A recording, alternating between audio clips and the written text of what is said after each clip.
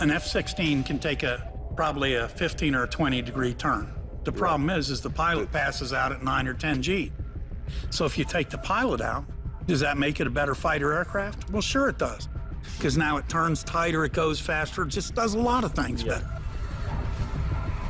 These are excellent tools, and that's what we always say. This isn't a solution, it's a tool.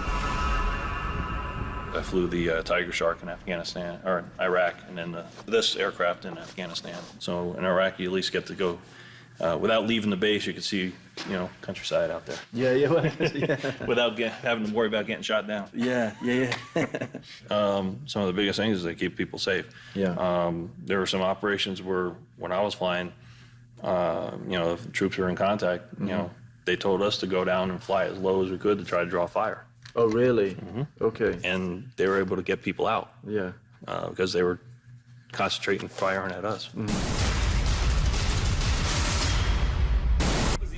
The Movement for Justice is a political party in Pakistan.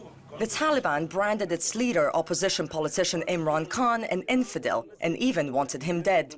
We met at his home in Islamabad, now under constant armed guard. He's one of Pakistan's most popular politicians, organizing rallies that attract thousands of followers. He doesn't believe the conflict can be solved militarily, neither in Afghanistan nor Pakistan. I feel that this is a total violation of human rights. Killing people by these drones, basically sitting on a screen and eliminating people, dehumanizing them, treating them as if, you know, they're from some other planet, not giving them a basic right of proving their innocence. I mean, it violates all norms of justice. They claim they have intelligence that shows that they're terrorists. They are bombing villages. There are villages there. There are houses. There are mud houses. They're bombing them. And then they think that a bomb, when it bursts, when it splinters, that the shrapnel knows exactly who's a terrorist and who's a woman and who's a child, who's a grandmother. I mean, there are so many instances of people being killed who had nothing to do with terrorism. And then those who call terrorists, sometimes they claim that they've killed a terrorist, and then you see he's alive. So who have they killed? I received a performance report which was intended for like promotional purposes. It said that I assisted in 2,400 close air support missions and 200 plus enemy kills. We had asked, there were several of us that asked, you know, how many civilians died, and they wouldn't tell us. But if you understand the areas that we're covering, and you were to look at the UNAMA report on the amount of civilian casualties that happened that year, it would be somewhere around 359.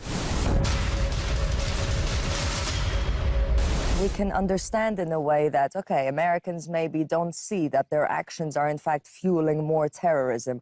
But why does the Pakistani government not put more pressure in order to stop this program on its own land?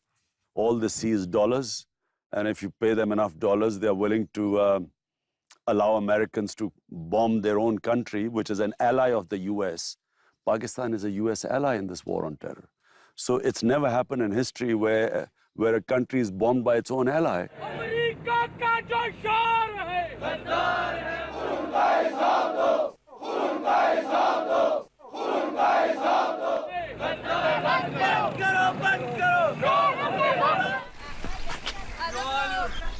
Noor Behram is a journalist from North Waziristan. Whenever there is a new drone strike, local people call him so he can document the number of innocent civilians killed. शमाली Waziristan में वहाँ पर हमने बतौर सहाफ़ी इस तरह काम किया कि जहाँ भी गांव में ड्रोन हमला होता था वहाँ पर हमारा लोकल सोर्सेस होते थे, वो हमें इत्तला देता था या वाकी टाकी से, तो हम फौरी तौर पर उस ड्रोन हमले में पहुंच जाते थे। मैं कोशिश इसलिए ज़्यादा करता था कि मैं वहां पर पहुंचता था कि इसमें मैं ये नहीं देखता था कि इसमें अल-कायदा कितने मरे हैं। These days, no matter where you are in the world, the chances are you're being watched. And with the seemingly unstoppable proliferation of drones, Privacy may be a thing of the past. Military drones have resulted in the deaths of thousands of innocent people and can strike anytime, anywhere. Flying at over 10,000 meters in the air, you probably won't have the slightest idea you're being watched. And if they attack, you won't see it coming.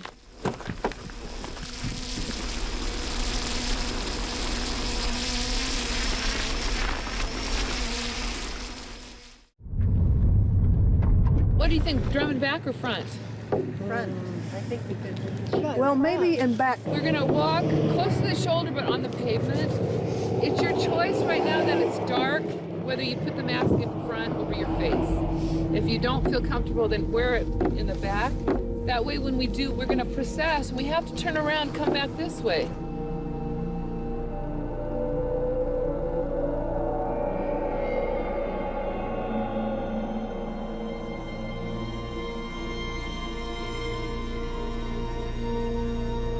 We're about 40, 50 minutes outside of Las Vegas. You can see the base just behind me. There's a sign there with all the statistics, the number of victims killed in all the different countries where drones have been used, and a sign that says, Mothers Say No War. So it's not just the fact that these drones are killing up to 9 out of 10 innocent people, it's the fact that they're killing people anyway. Exactly. Yeah. The United States does not have the right to decide who to assassinate in the world. No. Sometimes I